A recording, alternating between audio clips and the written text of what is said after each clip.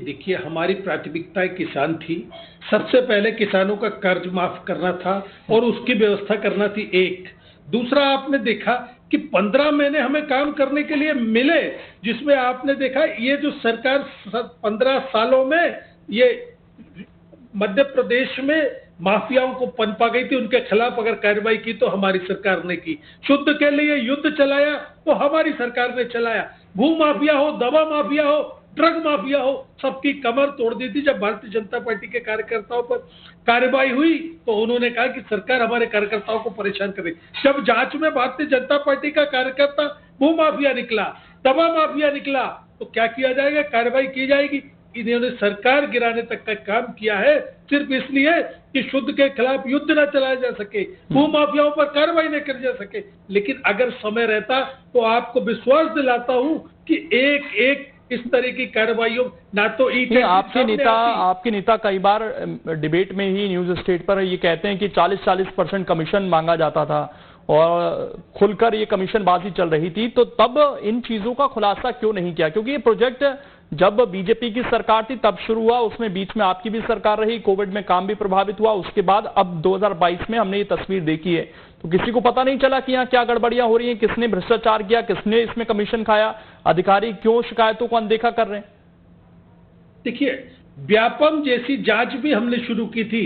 व्यापम में इस देश का नहीं, मुझे लगता है इस एशिया का सबसे बड़ा घोटाला व्यापम में हुआ है।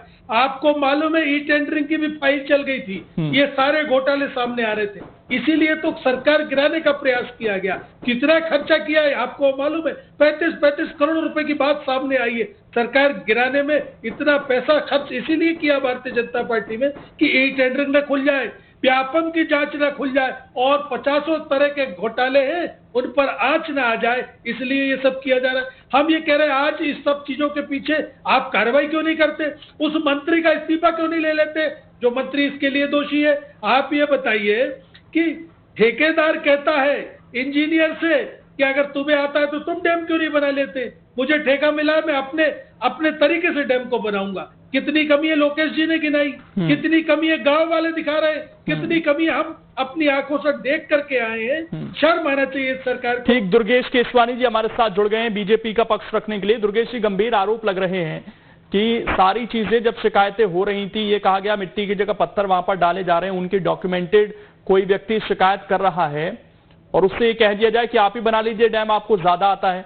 तो आज दिख गई स्थिति कि जिनको आता था उन्होंने कैसा बनाया।